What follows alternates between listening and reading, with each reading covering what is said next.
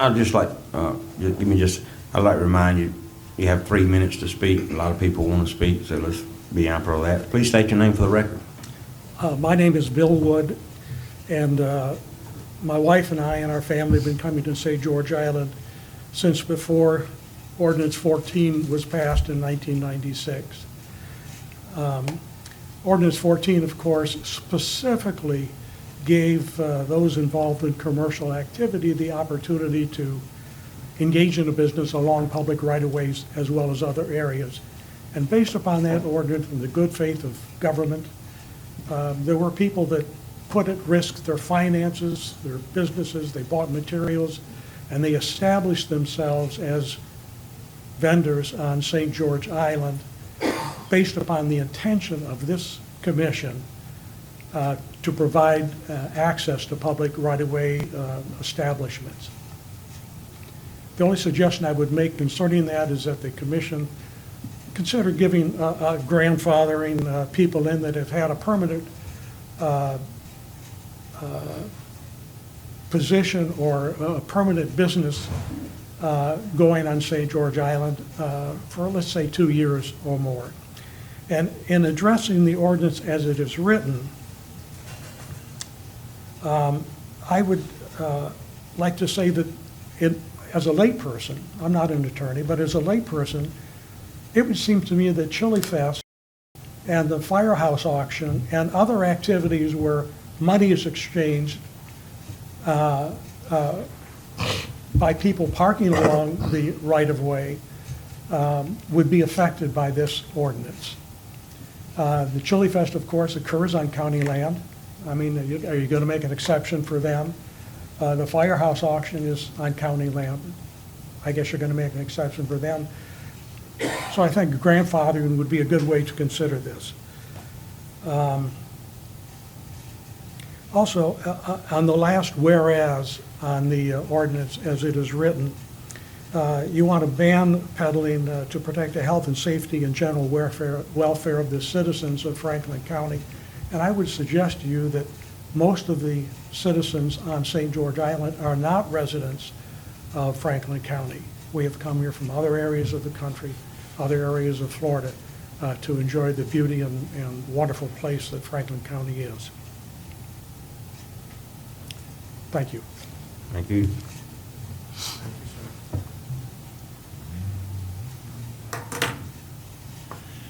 My name is Arnold Hoffman, and the good-looking woman on the back pew here is my wife, Sharon.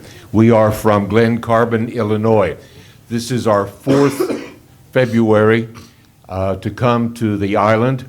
We have come because of recommendation from a couple of friends who have been coming to the island for 11 years. When they first told us about the island, one of the things they mentioned was Dale's Seafood. This is no comment against Doug's Seafood, but they mentioned Dale's. And we immediately fell into recognizing that Dale's seems to be an icon in the area, and we have patronized Dale's regularly. In fact, we've been here 1 week and a day now and have been to Dale's 4 or 5 times.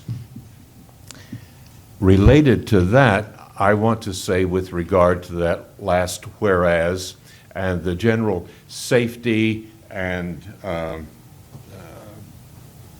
welfare, health of the community. I can't speak on the health issue, but we've certainly, in all the seafood that we've bought there, had no problem with health. As far as safety goes, I and my wife are in downtown St. George Island every day. Newspapers, coffee, Dale's, walking around, patronizing the stores that sell items for tourists. And I have never, in the 4 years that we've been coming, observed any traffic problems. Certainly none caused by the peddlers that are being addressed in this proposed ordinance. The only traffic problems are the speeders on the highway that runs through St. George Island, the rate at which they go. But the peddlers have not, to our observation, and it's a direct, intentional observation, caused any problem for the island or for the safety of anyone, again, in our sphere of perspective, our knowledge. Thank you.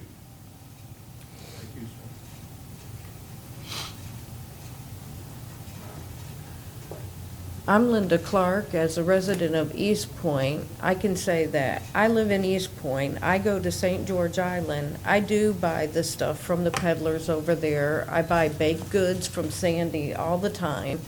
I buy seafood. I don't buy it in East Point. I don't go to Appalachia. I go to St. George Island and buy it. I also want to suggest, as a suggestion to Michael, for the peddlers, you're talking about 300 people having peddler's license. I know of 4 of them being out there. I know it's a big research to find out who the 300 are and if they are still doing the peddler's license, and to put a time limit. Do a new peddler's license, put it in the paper, find out who them are. If you have to mail them a paper and say, okay, we're doing a new peddler's license, we want to find out where you're set up and how you're doing it. Do a brand new peddler's license. We have 90 days to do this. Write a brand new peddler's license up. This is our new contract. We need you to come in and sign it. Are you still active in doing what you're doing? And do a brand new peddler's license. Give them the time and activity to do what they're doing for a new livelihood. If they're not doing it, they're not going to act on your response. They're not still in the area. They're not doing a peddler's license. I do not see 300 peddlers in Franklin County being active. You need to do a new peddler's license, give them 90 days to be active and respond to you. If they don't respond, they're not active peddlers. That's just my response. Thank you for your comments. Please come forward, state your name for the record.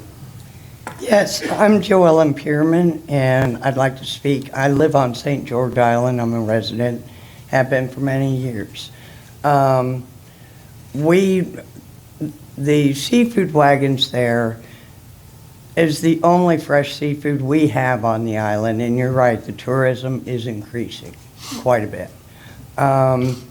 It's more of a hazard for us to have to leave the island to get our fresh seafood.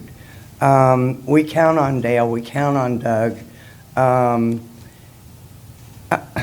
I don't know how it all works. The grandfathering in was my idea before I heard it mentioned up here, to take a look at who has been there. I don't know of any accidents as far as the safety issue goes.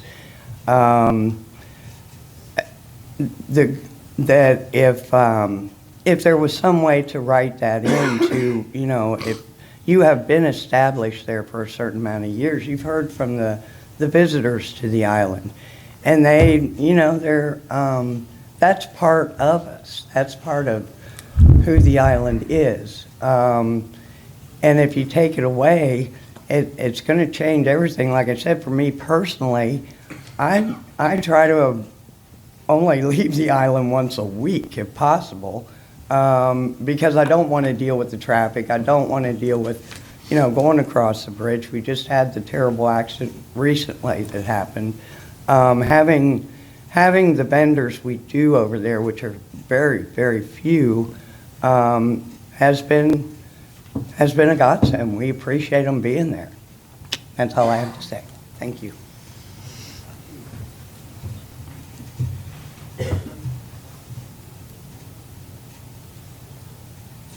Am I supposed to sign this? No, ma'am, just speak your name for the record. I'm Kathy Rivers Carlton. My mom and dad, Laurie Rivers and Pal Rivers, have been lifelong residents. Since my husband and I've come back, we've been living on the island because that's where it's easiest to care for Daddy, who's now 93, and my mom 90, who we've recently had to put in a nursing home. But part of the island charm has been having access to Doug Seafood, Dale Seafood. Even my dad, when he heard that it was going to go away, it might go away, he was like, but he's part of the island. And he said that in regard to Dale and Doug. They have been an institution there for a long time. It draws tourists back to the island, which is good for the economy. I don't even know if this is a good idea or not, but I've heard the idea of grandfathering them in. Possibly you could limit any others coming in if there was a strip where they are now. Doesn't take much space, and the parking that you're talking about doing could go around it, and you could just maybe make it from Gorey Drive to West Gulf Beach Drive, where there would be room for a couple of more to come in, but that could be designated space for the food trucks. And if that's all the space we have, then whoever has the license is up to date and whatnot, then they're the ones that get first priority. I really would like you to seriously consider how many residents of the island want this to stay. We think it's good for the economy. It's good for those of us that live there to have that access. And the island brings in a lot of taxes for this county. And we don't get a lot of services. I nearly get whiplash just driving on 10th Street. It's so bad. The roads aren't kept up. So we don't get a whole lot. We get some, but I think you can tell we feel very strongly about being able to maintain this access to those peddlers. And I really hope you will give it heartfelt consideration.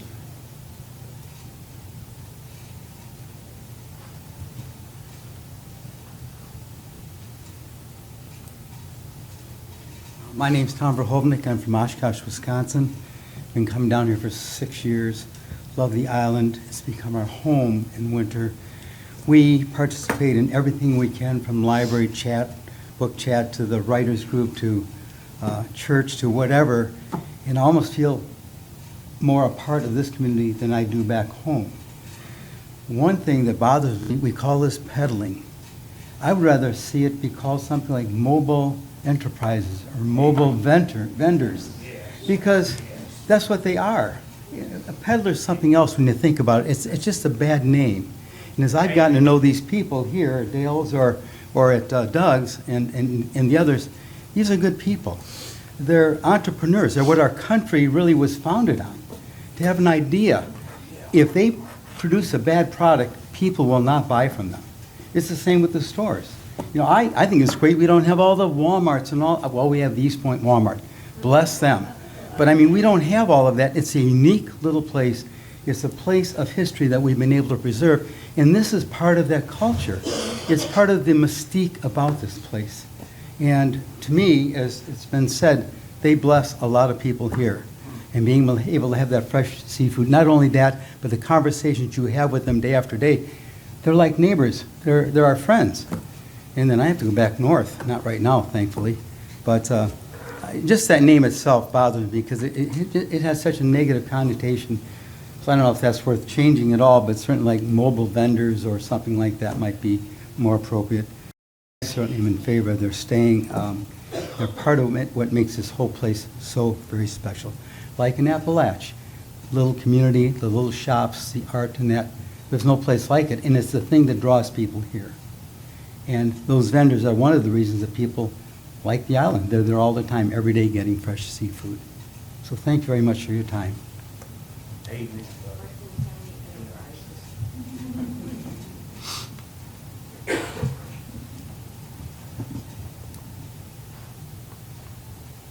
Hi, Commissioners. My name is Beth Brinkley. I come here today with two hats.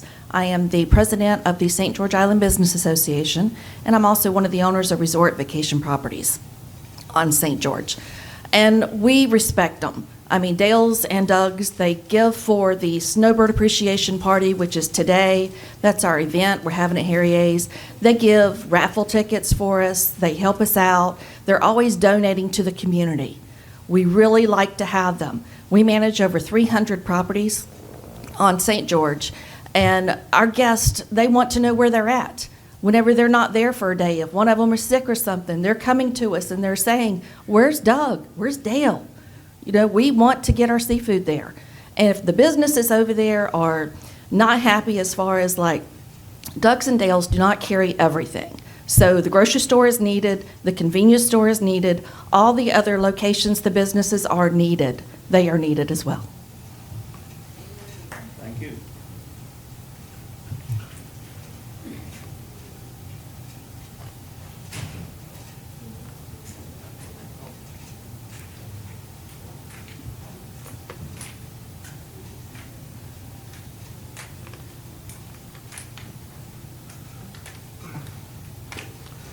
Good morning, Commissioners. Jay Abbott, St. George Island Fire Department.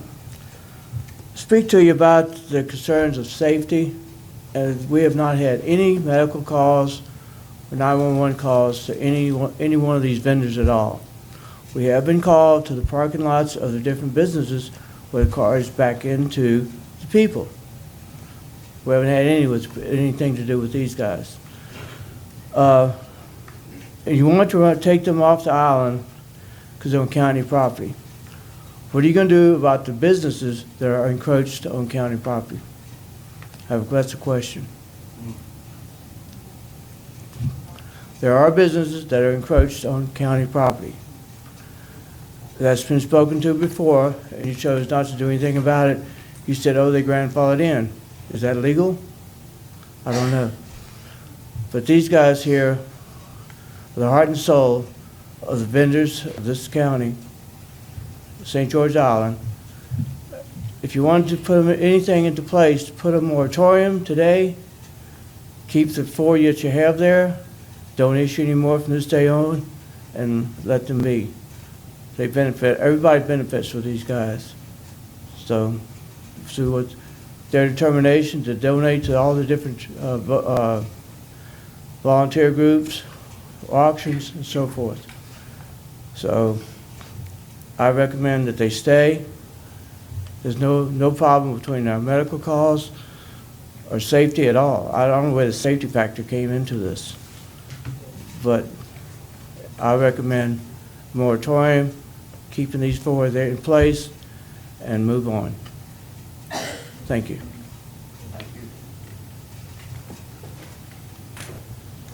My name's Dan Wagner. I'm a resident of St. George Island. Without rehashing everything that's already been said, I agree with all these folks that have come up here. We need these people on the island. Thank you for your time.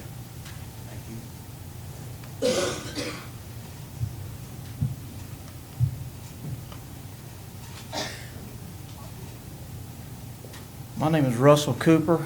I would pose a question to the commission. Are you going to do away with the Spat Festival or the Chili Cook-Off? Because both of these events take place on the city, on the county right-of-way. Both of these are huge events. They draw a lot of tourist dollars to our area. And I would say that, if you're going to make the exception for them, why couldn't the county make an allotment or a space for these guys to continue to do business in? They don't, not necessarily where they're at, but an area to where this would be allowed.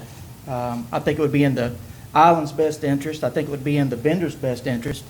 And also, I think it would be in the county's best interest to continue to allow an area for this to continue. You've heard person after person that live on the island.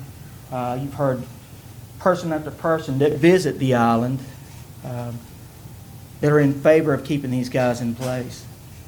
And I think that they've been there long enough that they've established themselves as a landmark and as something that people expect to see when they get here. And I think it is morally wrong to basically put these people out of business, because let's face it, not very many private commercial lots there are going to allow them to do business on their property. I personally wouldn't be able, I couldn't think of one personally that would allow that, because most of your commercial lots are already, in fact, in business, already doing business there. And they would be afraid of allowing them to have a place on their property for fear that they would take business away from them. And I think that this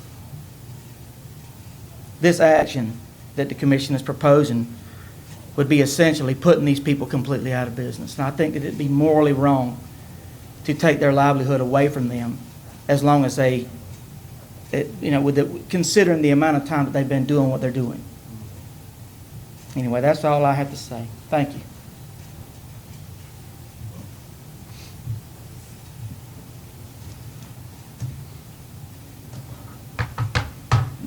Commissioners, I'm Ellen Ashdown. I live on the island and have for 17 years. I agree with everything that's been said, and the new point that has been brought up, that it isn't going to be easy simply to find another place. So that with the preamble that we're not saying that the vendors can't be on the island, they just can't be on public property. That isn't the case. I mean, that's not the issue, because it will be very difficult for them to find a place. And so it could simply do away with these businesses, and I think you should call them businesses, not peddlers. The other thing is that if you're going to suggest an ordinance that is so wide sweeping and make such a huge change, then there should be very clear documentation about why it's needed. And so far, I haven't heard that, and I don't see it in the ordinance. The issues of there are safety and health and so on, but there's no documentation that that's been a problem. And we've heard from the fire chief that it hasn't. If there are complaints, we don't know how many they were, who they were, when they came in. And if there really are all these vendors clamoring to be there, I think there should be shown and evidence. So I definitely support them. They're my friends. They're where I shop. And I know from all my acquaintances, snowbirds and residents, that what everyone says is true. I think there's something, well, Anna will tell you how many signatures she has on her petition. So thank you for your consideration.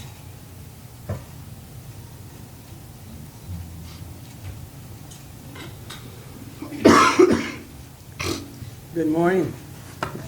I'm Molly Reed. I've been a resident of St. George Island for the last 26 and a half years and have been buying shrimp from Dale's for 20 years. I want to say that they not only have a quality product, all of my house guests and everyone that I know that rents, comes to the island, as has been stated already, wants to know where Dale is if Dale doesn't happen to be there at their site. They sell a quality product, and they don't litter. They are, as has been stated, they support the community and all many of the other businesses. To me, it has been quite a savings because I don't have to travel across the bridge to buy shrimp. So I assume that in the last 26 years, they have probably saved me thousands of dollars in just gasoline expenses traveling on into town or the island. I do participate with all the businesses in this community in Apalachicola and East Point. I buy seafood in East Point, but I do like to buy the shrimp in St. George Island, and I think that you might want to consider either limiting the number of licenses that you have, or how has been stated before, grandfather Dale as an institution for St. George and grandfather them into the island. It needs to be considered. Thank you.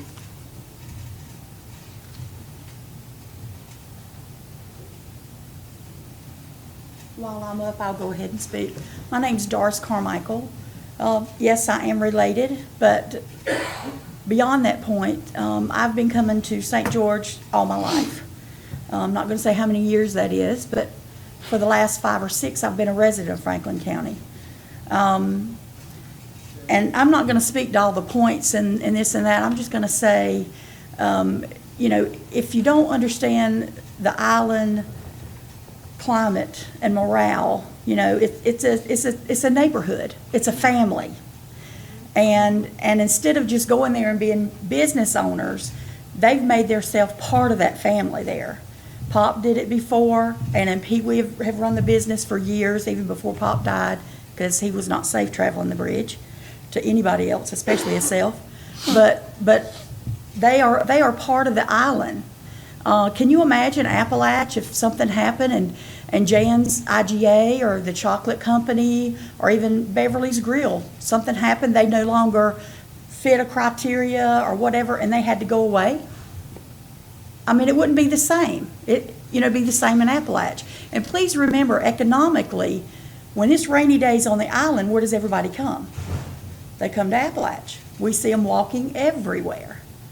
Now, I know I've only got 3 minutes, so I want to make this point. Because I am an old woman, you see a lot of things happen through the years where things change, times change, and people have to change accordingly. Rules, boards, nursing departments, medical boards, everything has to change to get up with the times, requiring more education, more certification, more license, more blah, blah, blah. What would happen if all of a sudden the nursing board said, okay, from now on you have to have a master's degree so-and-so, and all these other people say, no, my application was in. No. That's not the way things work. Y'all could easily say, from this point on, these people are grandfathered. Now, I believe, I might be speaking out of turn, but I think Doug has property on the island, so he might be okay. But I know Dale's does not. This would put them out of business. So why can't we grandfather these 4 peddlers that the island people who own and live there are talking about, and that y'all work for, right? Y'all work for us? They're telling you, I'm sorry, I'm blunt, I'm sorry, you don't know that. Amen. But these people you work for are telling you what they want in their neighborhood. Grandfather, I know Michael doesn't like that, but grandfather the 4 that are there. Don't do any new license. Or if you decide to do that, say, these are the new requirements. They're grandfathered under old rules. Okay? That has happened with everything else in this world. Requirements for license change, driver's license, truck driver's license, nursing license. I mean, education changes. There are always changes. You have to meet different criteria. It's okay to make a change like that if y'all feel like it's necessary for public safety or for whatever reason. We put y'all in these seats because we trust your judgment to protect us, to lead us, to do what's best for us. Amen. So if y'all feel like that we need to do something else to help keep the county on the straight and narrow, to ban or sidetrack any foreseeable problems in the future, we support you. But we're just asking, in a community where people are scrambling to make a living, let's not purposefully put somebody out of business. Yeah. Please. Thank you.